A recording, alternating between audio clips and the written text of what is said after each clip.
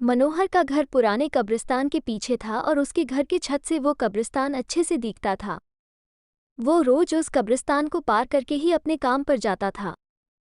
मनोहर के 2 बच्चे थे और दोनों बच्चे बड़े ही शैतान थे। बड़े बेटे का नाम रॉकी और छोटे बेटे का नाम विकी था।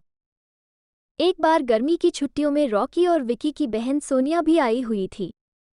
तीनों मिलकर रात के लगभग 12 बजे एक रूम में ट्रूथ और डेयर खेल रहे थे।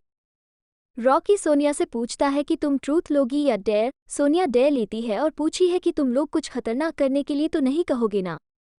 रॉकी, ये हुई ना बात, तो जाओ अब छत पर से घूम करके आओ और छत पर रखे गमले में से फूल तोड़कर लाना होगा, तभी हमें पता चलेगा कि तुम छत पर से आई हो। सोनिया, छत पर से तो कब्रिस्तान दिखता है। नहीं, मैं नहीं जाऊंगी। रॉकी और विकी दोनों सोनिया को छत पर जाने के लिए जबरदस्ती बोलते हैं। सोनिया छत पर जाती है और जैसे ही गमले में लगे फूल की तरफ बढ़ती है तभी उसकी नज़र कब्रिस्तान की ओर पड़ती है। कब्रिस्तान में एक बड़ा सा सूखा पेड़ होता है। वह देखती है कि उस पेड़ पर एक सर कटी हुई उल्टी लाश लटक रही होती है। सोनिया उसे देखती है और जोर से चिल्लाती हुई बेहोश हो जाती है। फिर जब सोनिया बहुत देर तक छत पर से नहीं लौटती है तो रॉकी और विकी दोनों डर जाते हैं और वो छत पर जाकर के देखते हैं तो पाते हैं कि सोनिया बेहोश पड़ी है। वो तुरंत मनोहर को बुलाते हैं और सारी बात बताते हैं। मनोहर, तुम तीनों को ऐसा खेल खेलने की ज़रूरत क्या थी? और रॉकी, तुम तो जानते हो उस कब्रिस्तान के बारे में कैसी कैसी खबरें आती है, फिर भी तुम सोनिया को रात में छत पर जाने के लिए क्यों भेजा?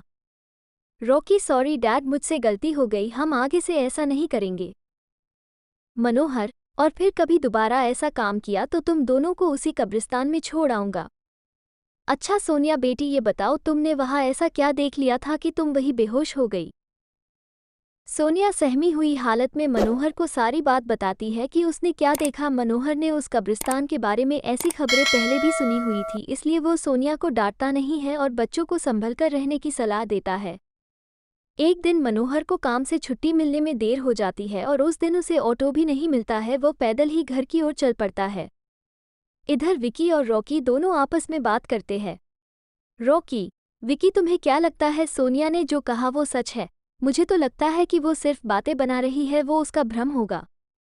विकी, अरे नहीं भाई, तुमने उसकी हालत देखी नहीं एक दिन भी, और यहाँ रुकने को तैयार नहीं हुई। मुझे लगता है कि उसने सच में कुछ देखा होगा। रॉकी, चलो हम कब्रिस्तान में जाकर खुद ही देख लेते हैं। विकी, अरे भाई, तुम पागल तो नहीं हो गए हो? मुझे अपनी जान बहुत प्यारी है, मैं कहीं नहीं जाऊंगा और तुम भी मत जाओ।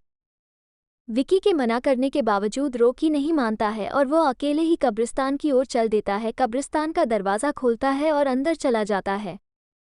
वो उस पेड़ की ओर भी देखता है जिस पर सोनिया को सर कटी हुई उल्टी लाश दिखी थी। रॉकी खड़े होकर उस पेड़ की ओर देखता है, तभी एक अदृश्य हाथ उसके पैरों को पकड़ लेता है। रॉकी डर जाता है और जोरों से चिल्लाने लगता है, बचाओ, बचाओ, छोड़ दो मुझे, मुझसे गलती हो गई, मैं फिर कभी यहाँ दोबारा नहीं आऊँगा। दूसरे कोने पर एक कब्र होती है जो कि खुली हुई होती है, उसके ऊपर खून लगा हुआ होता है। वो अदृश्य हाथ रॉकी को खींच कर लाते हैं और उस कब्र में नकेलने की कोशिश करने लगते हैं। रॉकी चिल्लाता है, छोड़ दो, मुझसे गलती हो गई, मैं फिर यहाँ कभी नहीं आऊँगा, मुझे मत मारो, मुझे जाने दो। मनोहर काम से पैदल घर पहुँचने वाला ही होता है। जैसे ही वो कब्रिस्तान से गुजरता है उसे रॉकी की आवाज़ सुनाई देती है। मनोहर, ये क्या? ये तो रॉकी की आवाज़ लगती है, ये तो कब्रिस्तान से आ रही है, मुझे जाकर के देखना चाहिए। मनोहर कब्रिस्तान में चारों ओर देखता है लेकिन रॉकी कहीं नहीं दिखाई देता है। वो घर लौटकर आ जाता है और विकी से पूछता है कि रॉकी कहाँ है। विकी, पापा, मेरे बार बार मना करने के बावजूद भी रॉकी कब्रिस्तान में चला गया। वो जानना चाहता था कि सोनिया जो कह रही थी वो सच है या नहीं। मनोहर, हमारे पास समय बिल्कुल भी नहीं है, जाओ घर के मंदिर में शंख में जो जल रखा है वो जल्दी से लेकर आओ, हमें रॉकी को खोजने कब्रिस्तान जाना पड़ेगा। विकी वो जल लेकर आता है। मनोहर और विकी कब्रिस्तान में जाते हैं। मनोहर जल छिड़कता है, फिर उसे किसी के घसीटने का निशान दिखाई देता है। वह समझ जाता है और फिर उस निशान का पीछा करते हुए उस कब्र तक पहुंच जाता है। मनोहर कब्र के आसपास वो जल छिड़कता है। कब्र से अजीब अजीब सी आवाज़ें आती है। विकी बहुत डर जाता है। मनोहर, मुझे लगता है कि श्रापित प्रेत आत्माओं ने रॉकी को इस कब्र के अंदर कैद कर लिया है। हमें जल्द ही इसे निकलना होगा। तुम ये पवित्र जल आसपास छिड़कते रहो, इससे हमें वो प्रेत आत्माएं कोई नुकसान नहीं पहुंचा पाएंगी। मैं कब्र को खोलने की कोशिश करता हूँ। मनोहर, मुझे लगता है कि श्रापित प्रेत आत्माओं ने रॉकी को इस कब्र के अंदर कैद कर लिया है। हमें जल्द ही इसे निकलना होगा। तुम ये पवित्र जल आसपास छिड़कते रहो, इससे हमें वो प्रेत आत्माएं कोई नुकसान नहीं पहुंचा पाएंगी। मैं कब्र को खोलने की कोशिश करता हूँ। मनोहर उस कब्र को खोलने की बहुत कोशिश करता है। अंत में वह कब्र खुल जाती है। उसके अंदर रॉकी लथपथ बेहोश पड़ा होता है। मनोहर रॉकी को लेकर हॉस्पिटल जाता है। उसकी हालत बहुत गंभीर होती है।